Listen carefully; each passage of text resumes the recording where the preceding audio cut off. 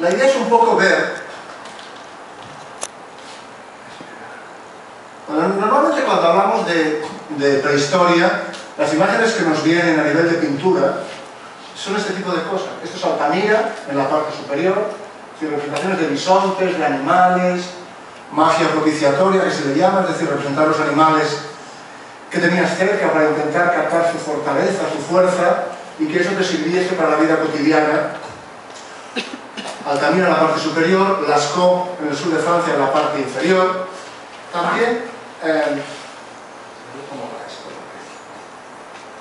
También aparecen en muchos casos representaciones, aquí tienen un poco estilos de representaciones, pero que aparecen también elementos sexuales, la parte superior, son órganos femeninos que aparecen constantemente en las representaciones pictóricas desde el Paleolítico Medio.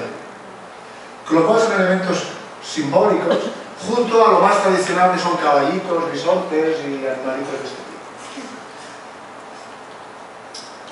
Lo que también se encuentra asociado a aspectos de sexualidad, si quieren, o básicamente de fertilidad, son este tipo de representaciones que supongo que han estudiado, son Venus, que son elementos móviles, son piececitas así, y no se imaginen que son piezas grandes, son transportables perfectamente. Si se fijan ustedes, tienen como una forma romboidal, todas ellas, la cara no aparece representada, tan solo está perfilada mínimamente, la verdad es que el pueblo sí que está un poco más detallada, pero lo que interesa es la parte de fertilidad, no de sexualidad, de fertilidad, en este caso de la mujer. Es decir, estos son los precedentes entre el 20.000, 25.000, 30.000 a.C. de todo lo que son las Venus de la fertilidad que salen posteriormente, en el caso de Asia Menor, en Çatalhöyük y en otros sitios de Mesopotamia, de Turquía, etc. Sobre las representaciones pictóricas y las representaciones de este tipo, se interpretan de que las cuevas eran lugares de concentración de los jóvenes para hacer ritos de iniciación. Se han encontrado en Nachtunich, en Guatemala, algunos centros con representaciones similares, es decir, representaciones y se interpretan elementos sexuales y se ha interpretado también como lugares de iniciación de jóvenes a los rituales sexuales. En este caso, la imagen que ven al final, la Venus de Lausel, es muy interesante porque aparece con el cuerno de la abundancia. Es una representación que aprovecha también sinuosidades de la roca y aparece también lo que se llama la estratopigia, es decir, el remarcar las caderas de la mujer y toda la vertiente de la fertilidad. Esto es lo tradicional. Hay infinidad de representaciones de este tipo. En toda Europa se puede hacer una geografía desde la península ibérica, no hay, pero desde Francia, Alemania, Italia, todo lo que sería Rusia, las repúblicas bálticas, con diferenciaciones más o menos realistas, con más o menos detalles, aquí en Eslovaquia, en Ucrania, es decir, toda una serie de representaciones muy evidentes en Siberia, y tienen más o menos la datación cronológica 23.000, 40-35.000, algunas de ellas mucho más detalladas, como están viendo, pero siguen siendo representaciones dedicadas básicamente a la fertilidad. Además de eso, de este tipo de evidencias, hay después grabados aislados que se encuentran en los que aparecen ya representaciones de órganos sexuales en la parte superior, órganos sexuales masculinos, representaciones como en la parte superior, en el segundo, empezando por este lado, de representaciones antropomórficas, zoomórficas, que se interpretan como mágicas, adoratorias, propiciatorias, en la que el sexo es importante. Aquí tienen de Trois Frères, en Francia, o incluso que se interpretan como erecciones vinculadas a poderes chamánicos. Es decir, dentro de esos grupos de cazadores-recolectores de esta época existiría el personaje que de alguna manera potencia o concentra todos esos valores relacionados con la fertilidad de esa comunidad. Hay un sinfín de representaciones, más estilizadas como en estas del cuerpo femenino, pero luego, además de este tipo de representaciones más convencionales, aparecen piezas como estas, que también hay en Chichén. Es decir, representaciones de instrumentos, de objetos, desde el sur de Francia, fundamentalmente la Marché, que sería todas aquellas zonas de allí, para dar placer, que serían equivalentes a muchos objetos de los que hoy en día existen y que uno pudiera comprar. Estos tienen una cronología, insisto, 20.000 años antes de Cristo. Donde estamos viendo una modernidad en esta época que nada nos pensábamos que esos hombres del Paleolítico Medio y Superior que dibujaban bisontes tuvieran además este tipo de elementos decorativos. O incluso, en la misma cueva de la Marché, en épocas más recientes, entre el 12.000, se empiezan a venir representaciones en las que participan el hombre y la mujer en momentos sexuales. Como el que ven allí en la cueva de la Marché, con infinidad de placas de piedra que se han encontrado con representaciones sexuales muy explícitas, en las que además, si se fijan en aquella de su izquierda, se representa ya más la cara, además de los elementos sexuales femeninos, fundamentalmente.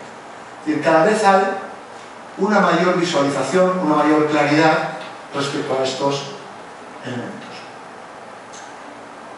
En este sitio, en Gemsdorf, en Alemania, es una época que ya es posterior, se empiezan a encontrar también muchísimas plaquetas, o también es la que ven en la parte inferior izquierda, que son muy estilizadas, que incluso se interpretan como relaciones de lesbianismo entre mujeres, obviamente, y que aparecen infinidad de plaquetas de este tipo en un campamento de cazadores-recolectores del 12.000 a.C.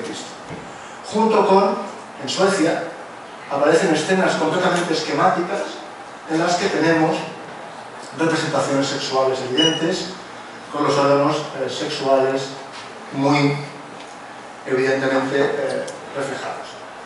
Cuando damos un salto en el tiempo y nos vamos a Mesopotamia, ya les dije que iba a ser esto muy rápido. La imagen que tenemos de Mesopotamia es esta, es decir, zigurats, la parte superior, es decir, grandes plataformas piramidales sucesivas, hechas de millones de metros cúbicos de ladrillos hechos de tierra cocida al sol, y ciudades con centros administrativos, que este zigurat servía como centro de almacenamiento, de redistribución, y calles y estructuras alrededor. Imágenes como estas que vemos, o incluso, supongo que recordarán, la imagen inferior izquierda es una parte del Código de Hammurabi, que es la primera ley, o las primeras leyes de vida social que se tienen documentadas hacia el 1800 a.C., que explica cómo debían ser las relaciones sociales en las ciudades. Una cosa es lo que dicen las leyes y otra cosa es lo que se hacía realmente. Se encontraron hace unos años unas tablillas con informes en las que explicaban las normas sexuales más habituales que se seguían en Mesopotamia. Les voy a leer porque aquí no sé si lo ven del todo. Se encontraron 107 tablillas cocidas con 104 presagios.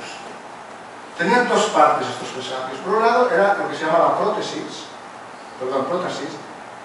que se apunta a una síntesis de la información que posteriormente se dará, y después se explica cuáles son los consejos sexuales que debían tener o que debían contemplar las personas. Y les paso a leer algunos de estos detalles que ven aquí, en los que se aconseja de cómo debían llevarse a cabo las relaciones sexuales, que nada tiene que ver con lo que dicen las leyes. Te dicen, por ejemplo, la eyaculación durante el sueño es una cosa negativa, porque se pierde potencia sexual posteriormente. Dice, las relaciones con ancianos, la gerontofilia, es una de las desviaciones mayores, según esta sociedad. Comer y mantener relaciones sexuales a la vez está bien visto.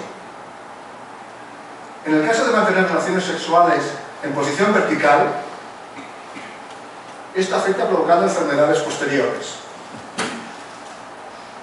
Estas referencias hemos de pensar que son del 2000 a.C. Es decir, es una sociedad completamente diferente a la nuestra. La relación sexual con falta de virilidad estaba mal vista.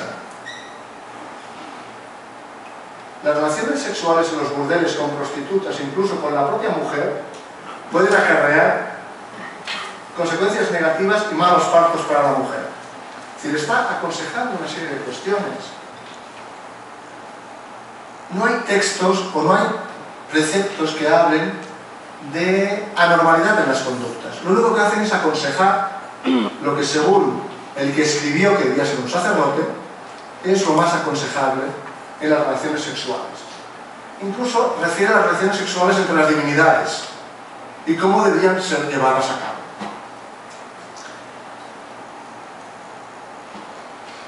Aquí tienen un poema: amado mío, déjame que te acaricie, mi preciosa caricia es más dulce que la miel, en la cámara nupcial llena de miel, déjame gozar de tu hermosa belleza. Es decir, hay un sinfín también de literatura romántica, o no tan romántica, en la que se habla de la vertiente sexual, pero de una forma mucho más diluida. También lo vemos en Egipto, con todo que hay evidencias muy claras, que vemos algunas, de relaciones sexuales, como la que ven en la parte superior, que son plaquetas con penetraciones posteriores, que aparecen en decoraciones de palacio, o incluso en la parte inferior, esta plaqueta que ven a su derecha, que aparecen en un espacio de ritualización con la bebida afrodisíaca, en la parte inferior, en la que el hombre está penetrando por detrás de la mujer. Es decir, forma parte de la vida cotidiana. O incluso esta pieza que está a su lado, que son dos amantes en una cama. Y son conceptos o visiones que habitualmente no tenemos sobre las culturas mesopotámicas, igual que lo vemos en Egipto. En Egipto conocemos esto, ¿no? Pirámides, palacios, vida cotidiana, grandes representaciones escultóricas como Tutmosis, o pinturas en las tumbas. Pero también tenemos un sinfín de representaciones, es decir, por ejemplo, esta poesía, en la que dice: quisiera ser tu lavandero, aunque solo fuera un mes, así podría ser feliz lavando tus ropas, que estuvieran cerca de su cuerpo. Lavaría el ungüento de tus ropas y limpiaría mi cuerpo con sus vestidos. Es decir, es una forma romántica o poética de explicar una relación sexual. Se tiene muchísima información sobre cómo era la relación sexual entre los dioses, pero se tiene poca referencia, más allá de un papiro que ahora veremos, sobre cómo era la relación sexual más cotidiana entre las personas. Estas representaciones que aparecen, como este es el dios To, que tiene una erección de por vida, es decir, siempre aparece representado así, como símbolo de la fertilidad. Debía ser complicado. La vida así. Pero luego aparecen muchas representaciones, todas estas que ven aquí, son representaciones tardías, es decir, de época helenística, a partir del siglo IV o III a.C. Sobre Egipto también se ha magnificado mucho la vertiente sexual, sobre todo a partir del contacto con griegos y fundamentalmente con romanos, con todo el mito de Cleopatra, Marco Antonio, Julio César, etc. Que parecería que todo el día estaban cogiendo entre ellos. Pero realmente es diferente. Aparecen muchas veces representaciones como aquella mujer haciendo acrobacias.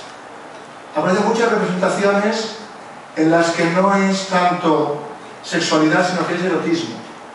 Cuerpos desnudos, estamos hablando de un sitio donde hace muchísimo calor, aparecen torsos desnudos muchísimas veces, y es más, ¿dónde está el límite entre la sexualidad, el erotismo, etcétera? Aquí ven desde unas danzantes en la parte izquierda suya, hasta detalles de representaciones, o, como en la parte inferior, aquella que está en blanco y negro, que es un ostracón, es decir, un fragmento de pieza, en la que aparece una mujer tocando un instrumento musical que formaba parte de muchas de las festividades y de los rituales, que aparece también desnuda. Esto podríamos calificarlo como de erotismo, pero luego, además, aparecen también muchísimos ostracones, como les estaba diciendo, en la que aparecen imágenes mucho más evidentes. Si se fijan en la imagen superior central, aparece esta mujer con un rostro como simiesco, como de un chimpancé. El chimpancé era el animal asociado a la sexualidad en Egipto. Entonces aparece muchas veces representado de esta manera. Muchas de estas piezas son colecciones privadas que están en Inglaterra o en Francia, pero son como muy explícitas. Incluso muchas de ellas, o algunas de ellas, se documenta que se encontraron en Deir el Medina. Deir el Medina es una ciudad en época de una reina muy conocida que se llama Hatshepsut, que para humillarla aparecían representadas los dragones de este tipo penetrada posteriormente. Y era una forma de humillar a la mujer del faraón, como ridiculizarla por parte de los artesanos que trabajaban día y noche para construir la ciudad que ella quería.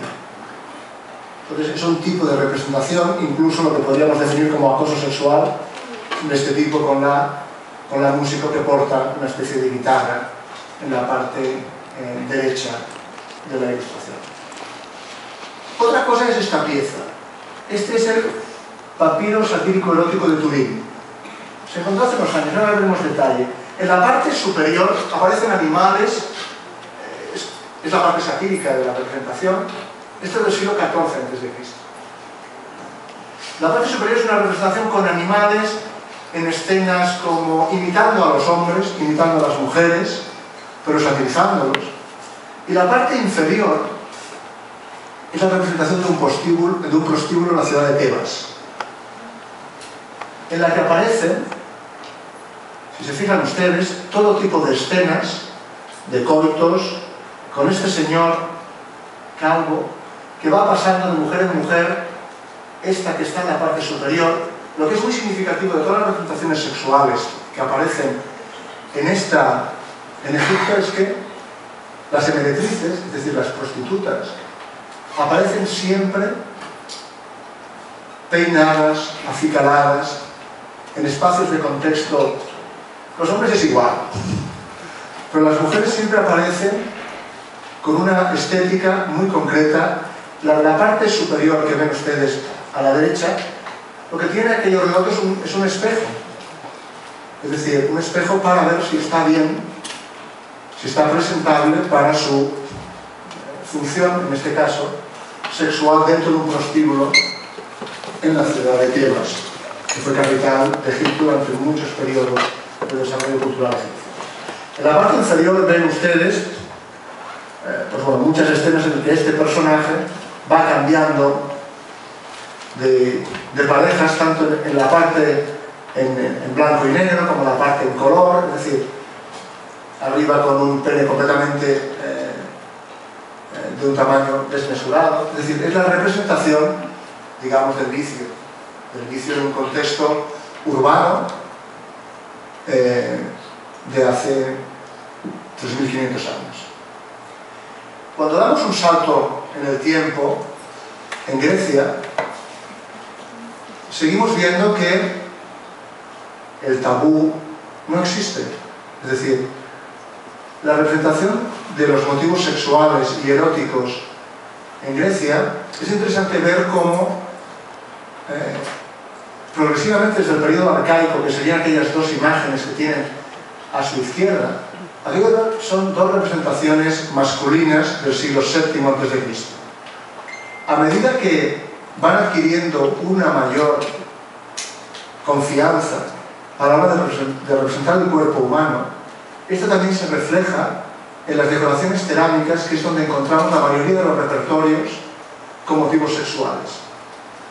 La cerámica era en buena medida, como en otros muchos contextos, de carácter funerario, por encargo, más privativa, mientras que las representaciones públicas, como el Auriga de Delfos, o como todas las representaciones del Partenón, es más erótica por todos estos pliegues, curvas de los vestidos que insinúan, que no cuando vemos la cerámica, que es mucho más explícita porque es de un contexto más privado. Y también evoluciona muchísimo entre la cerámica corintia, que ven en la parte izquierda, que los cuerpos están muy poco desarrollados a nivel de trazo, siglo VII, representaciones del siglo VI con muy poca caracterización. Estos dos de aquí chocarían con las narices prácticamente, de la parte derecha.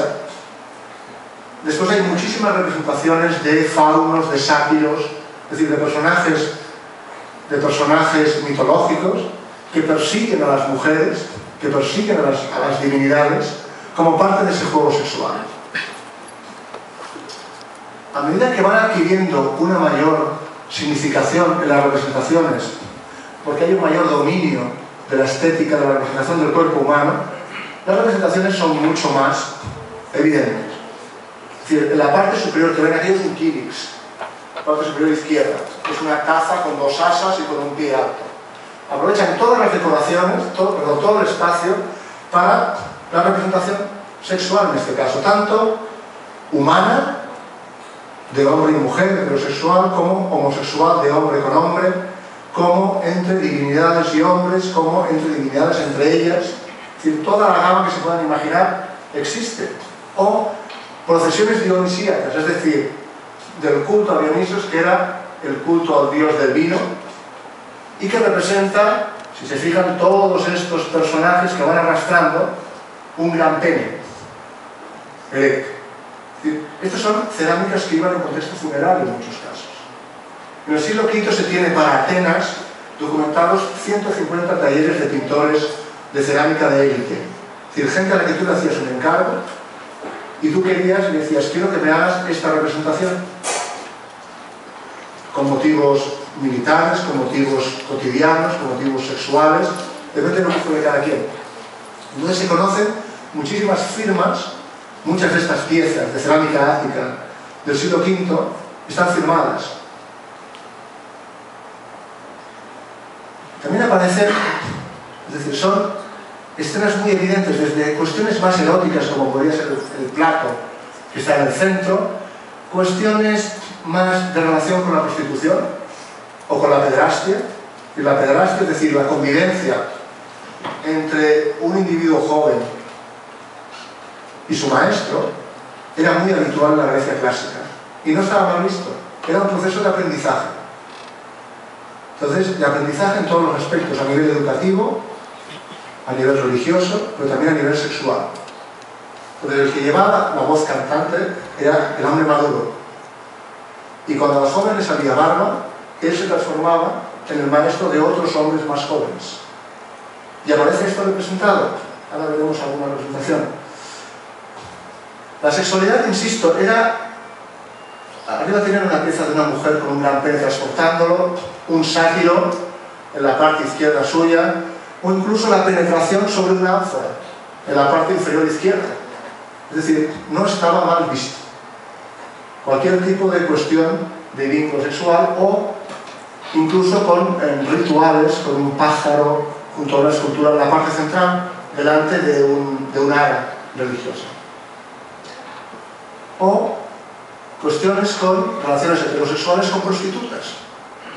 Es decir, tanto como penetración frontal, como lateral, como felaciones. Es decir, aparece ahí un repertorio extensísimo de miles de piezas en las que aparecen representaciones en las que el cuerpo ha adquirido mucho mayor detalle en su representación, tanto a nivel anatómico respecto a lo que hemos visto inicialmente, y por lo tanto siempre se marca la musculatura. También existe, en el caso de Grecia, el culto al cuerpo. Nunca aparecerán tipos gordos, nunca. Pueden aparecer tipos calvos, pero gordos nunca, porque existía la visión del cuidado del cuerpo, tanto por parte de la gente con recursos como por parte de la gente con menos recursos. En este sentido, cuando se habla de Grecia como la cuna de la democracia y todas estas historias, en parte es verdad, pero en parte era democracia solamente para los hombres. Las mujeres no votaban en la Atenas clásica.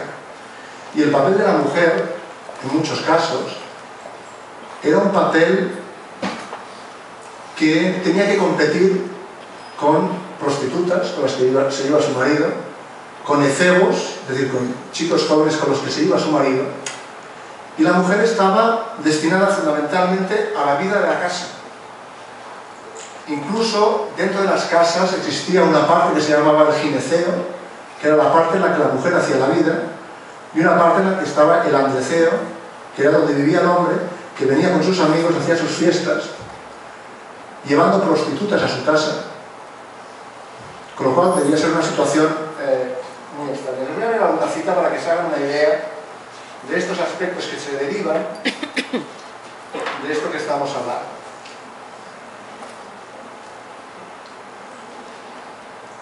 Además, también respecto a la mujer y de su sexualidad, existía siempre la percepción de que la mujer tenía una capacidad sexual inagotable y por lo tanto para el hombre, que era más finita, era como un peligro. Entonces por eso el hombre buscaba siempre fuera de su casa, en la que no tuviera compromisos, en la que no fuera sencillamente por el placer para él mismo, porque satisfacer a la mujer, según una perspectiva griega, era realmente muy difícil o imposible, con lo cual buscaban siempre alternativas fuera de casa. Cito un proverbio griego, dice: tenemos chicos para nuestro placer, concubinas para nuestras necesidades sexuales y esposas para llevar la casa y darnos hijos.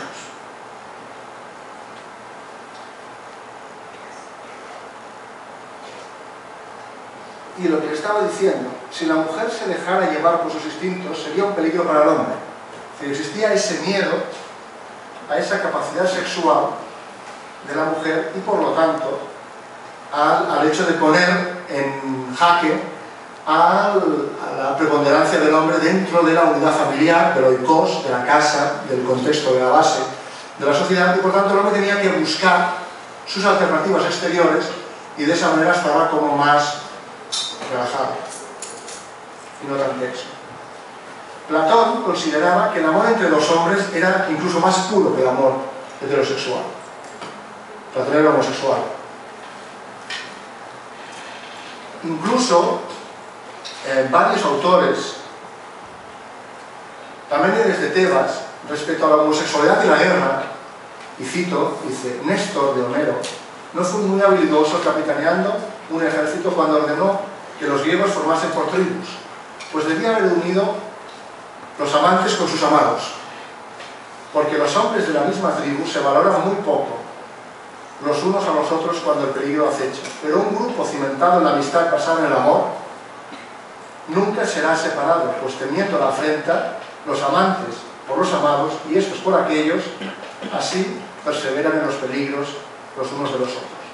Es decir, estaba hablando de un ejército de homosexuales como mucho más eficiente que un ejército heterosexual o formado por hombres con tendencias heterosexuales y que lo pasaban muy mal cuando estaban en campañas militares.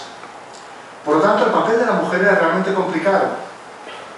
Es decir, tenía que compartir con las etailas, que eran las prostitutas, que aparecen muchas veces representadas en las piezas. Además, había prostitutas de lujo. Y por lo tanto tenía que competir con estas prostitutas a las que el hombre recurría para saciar sus necesidades puntuales. Ahí tenéis unas piezas, aquí hay otras muy claras, por ejemplo, de prostitutas. Esta, la parte inferior, limpiándose después del acto sexual. O aquella que viene en la parte izquierda suya, el individuo que da un saquito de una bolsa, es bolsa de dinero del pago de la prostituta. Es decir, son escenas muy evidentes en la jarra que hay allí, del otro lado. Y aquí incluso se ve cómo la prostituta, después de limpiarse, tiene la ropa colgada. Y son escenas completamente evidentes, o escenas de sexo entre dioses, entre divinidades completamente explícitas. Y, insisto, no hay cristianismo, no hay tabús, por lo tanto es una percepción sobre el sexo muy diferente.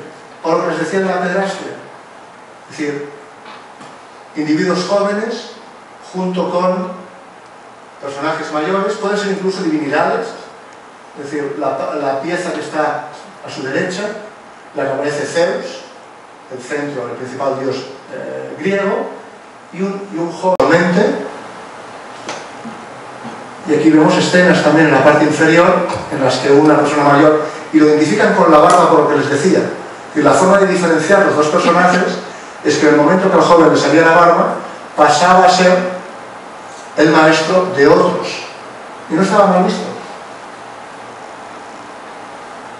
Aquí tienen otras representaciones exactamente iguales, con tocamientos muy explícitos del que lleva barba al que no lleva barba. Es muy habitual, porque era parte de la formación de los hijos de ciertas familias importantes en las ciudades griegas del clásico, del periodo clásico. O incluso amores lésbicos. El pene en época clásica era símbolo también de fertilidad y de buena suerte. En los prostíbulos romanos que veremos aparecía como reclamo en la calle, y se podía ver desde la calle, un pene con una luz encima para que no te perdieras si estabas buscando.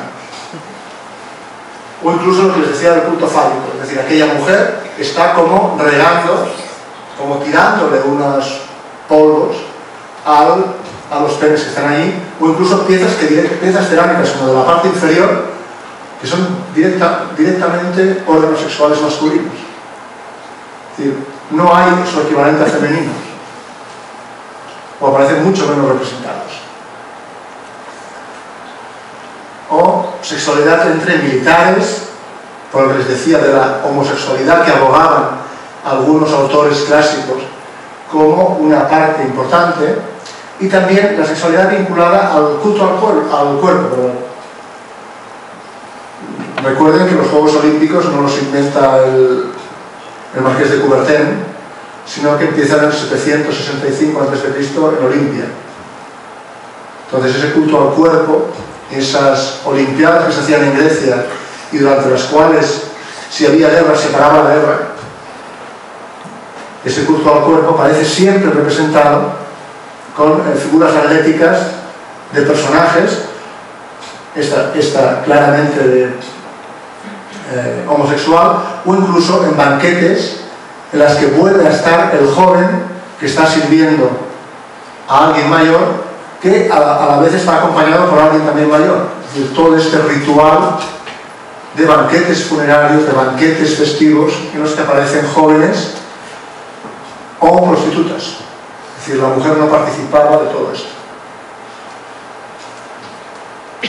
En época romana volvemos a lo mismo, es decir, lo que sabemos de los romanos, lo que nos son ese tipo de evidencias, es decir, desde acueductos, como de Segovia, de Tarragona, calzadas romanas, esculturas. Este es Octavio Augusto, es decir, un tío estupendo, con una estatua de 2 metros que representaba el poder imperial. Pero también aparecen un sinfín de piezas preciosas y maravillosas de cerámica erótica. Es decir, desde Venus, con representación del cuerpo femenino, hasta en cerámica.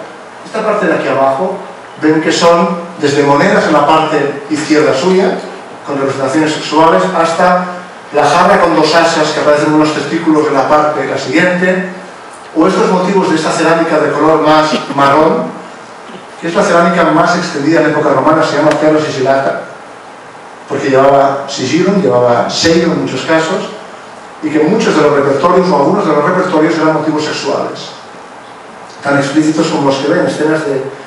o otras piezas en las que también aparecen elementos. O en otro tipo de contextos materiales, que también aparecen representaciones entre eróticas, sexuales, entre eros y silenos, es decir, entre dioses, entre parejas. Pero también encontramos un sinfín de representaciones ya mucho más explícitas, relaciones bisexuales. Aquello es parte, la parte superior es una pintura de Pompeya, que ahora veremos unas cuantas que son mucho más explícitas, sobre la vida sexual. En Pompeya, cuando se excavó, puedes entrar a un prostíbulo y puedes ver los precios de los servicios que se dan. Entonces, realmente es muy moderno en el sentido. Aparecen personajes como Antino, que es este personaje en mármol, que es símbolo de la homosexualidad. Este era el amigo íntimo de Adriano, que fue un emperador muy importante, que era de origen sevillano, español en este caso, o de Hispania. Y por lo tanto, la homosexualidad también aparece constantemente en las representaciones, con una cierta normalidad. Estas empiezan a ser algunas de las representaciones que hay en Pompeya, son las más light, ¿vale? En las que aparecen las tres gracias en la parte superior izquierda, alguna relación o acoso entre sátiros y ménades, es decir, entre divinidades de segundo o de tercer orden, escenas en las que un personaje toca un pecho a otro personaje, escenas en las que también un sátiro en la parte inferior, más hacia su derecha, entre un sátiro y una mujer, o otras, las que aparecen también en pinturas pompeyanas, escenas ya algo más explícitas o representaciones híbridas entre este personaje que tiene órgano sexual masculino y pecho, es decir, una mezcla entre unas cosas y otras, o incluso representaciones muy evidentes en mosaicos, es decir, esto iba en el suelo de las casas. En algunos casos se han encontrado muchas casas, muchas vilas romanas que se llaman distribuidas en la geografía del Imperio Romano, en las que los motivos decorativos de algunos espacios de estas casas eran motivos sexuales, desde representaciones de estos individuos después del acto sexual o segregando semen, o representaciones con animales, o representaciones, vuelvo a insistir, de acoso de personajes mitológicos a mujeres, digamos, de la vida real, o incluso ancianos con erecciones, otros personajes divinos con erecciones muy diferentes. Es decir, es muy habitual, o personajes como estos, que aparecen en muchísimos contextos arqueológicos, desde el siglo III a.C. hasta el siglo IV después de Cristo. Esto se colgaba de las puertas de las casas, de los prostíbulos, como les decía, y servían como reclamo. O escenas ya mucho más representativas en Pompeya, por ejemplo, de prostitución. En la parte inferior se ve la cama y el acto sexual entre tres personas. Este es el interior de un prostíbulo. Y aquí están explicando, es decir, la cama, la pared, en la imagen de su izquierda, un dibujo sobre la pared en la que pone, para que lo identifiques, y después aparece a los pies, te dice que es, en este caso de aquí, te está diciendo que lo que vale, que son 2 ases, que es un tipo de moneda romana, es como una publicidad, que es griega la prostituta y que tiene habilidades muy diversas. Es como si fuera, es muy actual en ese sentido. En Roma, les voy a leer, hay muchas referencias a los aspectos sexuales. Por ejemplo, Cátulo dice: ¿qué situación más cómoda, más cómica, Catón? Está hablando con un amigo. Más divertida y apropiada para tus oídos y carcajadas. Hace un momento sorprendí a un chiquillo intentando tirarse a una chica. Yo, que Venus me perdone, de un solo golpe lo he atravesado con mi rígida verga. Es decir, es como un juego para esta gente. Otras referencias que son interesantes: se sabe que muchas mujeres de alta, de familias de patricios, es decir, de familias de nobles, como su marido se iba con los amigos o tenía también prostitutas, también salían a hacer la prostitución. Entonces se vestían, se acicalaban e iban a prostíbulos solamente para mujeres. Y allí saciaban sus necesidades. Porque desde el punto de vista romano, procurar la necesidad sexual de la mujer no era concebible. no se contemplaba la satisfacción mutua, sino únicamente la del hombre. Es decir, continuamos con la tradición machista pura y dura griega que hemos visto también. Lucrecio, que es otro autor, sostenía que a la mujer no le son necesarios los movimientos lascivos. Las prostitutas son las que, por su propio interés, suelen realizar esos movimientos para que el placer del coito les resulte a los hombres más intenso, lo cual no parece, en modo alguno, que sea necesario a nuestras esposas. Plauto, que es otro autor, dice: mientras te abstengas de mujeres casadas, viudas, vírgenes o muchachitos de libre cuna, haz el amor con quien te dé la gana. Es decir, existía una permisividad muy amplia. Un esclavo en Roma era un objeto parlante. Es decir, tú comprabas esclavos que formaban parte de una casa o de una propiedad. Con ese esclavo o esclava tú podías hacer lo que quisieras. Estaba a tu disposición completamente. Lo único que no podías hacer dentro de esa relación sexual amplia es que el Señor se viera sodomizado. Pero todo lo demás se podía hacer con un esclavo o con una persona de un nivel social más bajo que el tuyo. Otras citas que es interesante: Ovidio, que es un autor muy conocido, un poeta, en su libro Arte Amatorio, define: odio el coito en el que el orgasmo no es mutuo. Me gusta la mujer que con gritos expresa su placer y me pide que no corra tanto y me retenga. Por estas frases y otras muchas que emitió, murió este personaje, ¿no? Porque expresó muchas de las cuestiones de verbalización en contra de la tradición. Este señor, Ovidio, intentó decir que el gusto o el placer había de ser mutuo. Entonces iba en contra de todo el contexto sexual en el que el hombre era lo importante y la mujer era sencillamente un objeto sexual para satisfacer tus necesidades. Séneca habla que la pasividad es un crimen en un hombre libre de nacimiento. En un esclavo únicamente es su deber. Es decir, un esclavo no podía ser pasivo sexualmente. Formaba parte de su rol que debía cumplir. Horacio también habla, es otro autor muy conocido: cuando la entrepierna azuza y tienes a mano un esclavo y una esclava, ¿sobre quién saltas enseguida? ¿No preferirías que se te reviente? No, por supuesto que no. Me gusta el sexo fácil y asequible. Es decir, les era igual.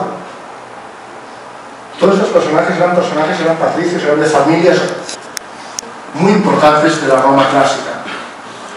Séneca habla sobre un esclavo en concreto y dice: era un hombre en la alcoba y un muchacho en el comedor. Está hablando de su esclavo. Es decir, es muy habitual. También hablan de la introducción de los jóvenes en la prostitución. Era aconsejable. Es bueno que los jóvenes poseídos por la lujuria vayan a los burdeles en vez de tener que molestar a las esposas de otros hombres. Era una manera de introducirlos, si me permitís, en la vida normal de lo sexual. En Roma, que es una sociedad muy estructurada, existían en el siglo I 32.000 prostitutas censadas, es decir, que pagaban sus impuestos a la fiscalidad romana, identificadas en los censos. Además existían prostitutas que ejercían su profesión fuera de la legalidad, en los cementerios, en los bosques, y todo esto está reglamentado. Es decir, se sabe lo que cobraban, lo que no cobraban, qué servicios daban, etc. Se sabe incluso en qué barrios de la ciudad de Roma ejercían la prostitución y cuáles eran los barrios a los que iban la gente con más recursos y cuáles eran los barrios a los que iba la gente con menos recursos. Aquí podéis leer también otros aspectos, o incluso la cama en la parte inferior, o representaciones más explícitas en espacios de prostíbulos. O escenas también mucho más explícitas de felaciones, como parte del servicio que daban estos prostíbulos en el caso de Pompeya. Pompeya es una ciudad que era básicamente de jubilados y de exmilitares, que era gran parte el target que se llama de estos prostíbulos, es decir, o gente de una cierta edad o gente jubilada. Aquí tenéis, por ejemplo, esto que os decía, estos son anuncios, esta parte inferior, es un anuncio de un prostíbulo en Ostia. Ostia es el puerto romano de Roma, y para identificar las puertas a las que habían de acudir los que querían servicios sexuales, tenías o representaciones como la del centro en la parte superior, o como en el de su izquierda, que también aparece el pene, era como una luz en la que iban los que querían o los que requerían de servicios sexuales. Y aquí tienen otras piezas también. Esto es una gasta campana, que aparece un motivo erótico, pero el pene aparece porque, lo que les decía, es símbolo de buena suerte también, de fertilidad, y aparece ampliamente representado. Como les decía, estos son lucernas, son candiles para dar luz, porque si no tiene que tener un motivo sexual, algo que sirve para dar luz. Si en estas piezas se metía aceite en su interior, se ponía una mecha, se encendía y servía para dar luz. Y tienen también parte de los repertorios hechos con motivos sexuales, o incluso, como de la parte central, con campanitas que debía colocarse en la puerta de una casa, y cada vez que alguien llamaba o entraba, hacía ruido. O representaciones ya más cómicas, como esta, como este pene con piernas. Te encuentras todo tipo de representaciones, insisto, en el que, bueno, a mí en una excavación que dirigí hace unos años me salió una pieza, era una casa romana de campo, y una pieza cerámica, un trozo de tepalcate, que además lo estaba limpiando casualmente una chica, y empezó a limpiarlo con agua y un cepillo, como se hace, pero se quedó como anonadada cuando vio, dice. Y entonces le preguntó a uno que estaba al lado, ¿y esto qué es? Claro, y el otro le dijo, si yo te lo voy a explicar qué es lo que es, porque realmente aparecen constantemente en piezas y en contextos arqueológicos, sea de un momento o de otro. O aparecen cuernos de la abundancia, como aquel de la parte izquierda, o como aparece en la representación, que están bebiendo vino como parte de un ritual previo a la sexualidad, y el objeto en el cual beben el vino es un pene. O, estos son, en Nápoles se encontraron en colecciones antiguas, esta imagen que ven a su derecha de todo, pues representaciones como las que hemos visto en Grecia, en templos, en contextos dedicados a la fertilidad, infinidad de representaciones de órganos sexuales masculinos, o incluso en la parte superior izquierda hay colgantes, es decir, collares, que tienen estos elementos. A mí me salió otro en una excavación, de cerámica, de plata, de cobre, de bronce, de hierro, o personajes, como ven, subidos en un órgano sexual masculino. Es muy habitual, espejos de bronce. Existe toda una terminología para definir esto, es decir, existen, lo que les decía, precios estipulados para cada uno de los servicios, te los explican con todo lujo de detalle, como los servicios. Existen muchísimas excentricidades sobre emperadores romanos que nos han llegado hasta nuestros días. Por ejemplo, le ponían piercing en el pene a los esclavos, cosas que se hacen hoy en día también, a los no esclavos, pero se hace. Julio César se le define en muchos casos como es el hombre de todas las mujeres y es la mujer de todos los hombres. ¿Eso qué quiere decir? Que le iba todo a Julio César, ¿no? Que es el paradigma del inicio del periodo imperial romano, el referente de la familia Tiberio, que es dos emperadores por encima de Julio César. Era conocido porque tenía todo un conjunto de niños feladores. Los césares romanos estaban muchos de ellos fatal y otros lo siguiente. Eran relaciones de familias endogámicas en muchos casos, entre ellos mismos. Entonces hay muchísimas referencias a estos niños. El Amadés Tiberio hablaba de pececillos al referirse a estos niños que cubrían sus necesidades de felaciones. El mismo Tiberio tenía una casa en Capri. Capri es una población que está al sur de Roma, y también en su quinta de Capri tenía una habitación destinada a sus desórdenes más secretos, con lechos por todas partes. Un grupo elegido de muchachas, de jóvenes y de disolutos, inventores de placeres monstruosos a los que llamaban sus maestros de la voluptuosidad. Formaban allí entre sí una triple cadena y entrelazados de este modo se prostituían en su presencia para despertar su espectáculo y su excitación. Sí, es el principio del voyeurismo, de Milán también. Calígula, por ejemplo, tuvo relaciones sexuales con sus hermanas, está escrito, él mismo lo explicaba.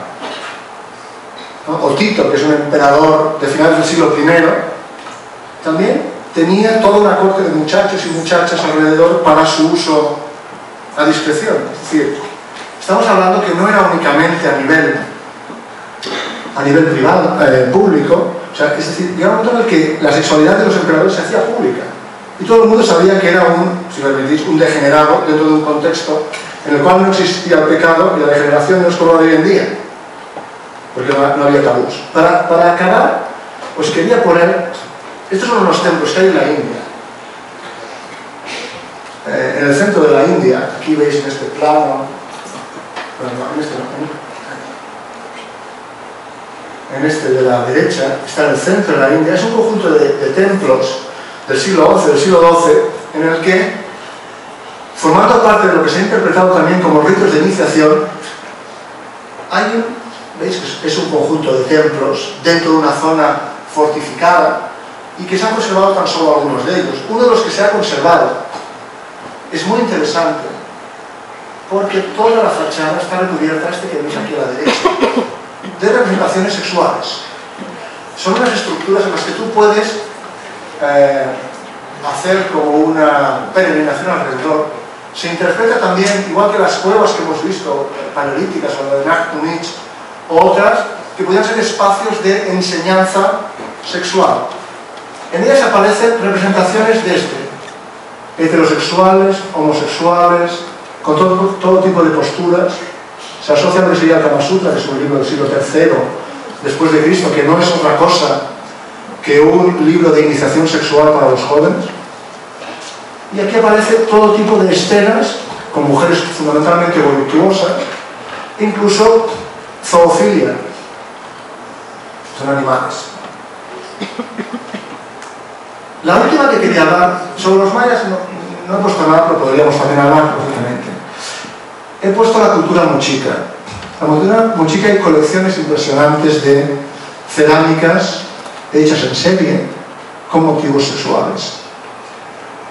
De los mochicas sabemos, bueno, lo más común son las estructuras, los espacios urbanos, las construcciones arquitectónicas, pero después también tenemos un sinfín, lo que les decía, de colecciones repartidas por todo el mundo. Cerca de donde yo vivo hay unas cuantas colecciones en las que siempre hay alguna pieza de este tipo, y aparecen todo tipo de representaciones, es decir, desde algunas que son de partos hasta algunas que son claramente de posturas sexuales. Estas son piezas contenedores de líquidos, ¿no? Son aríbalos. Y aparecen, insisto, con representaciones muy evidentes, incluso representaciones, como ven, en la parte central inferior de una persona mayor con una persona más joven, todo tipo de escenas en contextos de una especie de cama. Es decir, son elementos que son muy habituales, o incluso también creo que en alguna, en este caso es ayuda a parto, curanderos, pero también escenas entre eróticos, sexuales, o incluso de animales. Y por lo cual, la conclusión de todo esto que les he estado hablando es que a veces en la arqueología Nos dedicamos básicamente a arquitectura, a cerámica. Existen una serie de temas que se obvian. Y el tema sexual es uno de ellos. Es decir, es una parte en que todas estas piezas que hemos estado viendo explican mucho de cómo concebían no únicamente el sexo, sino la vida cotidiana de toda esta gente, todas estas culturas que hemos visto.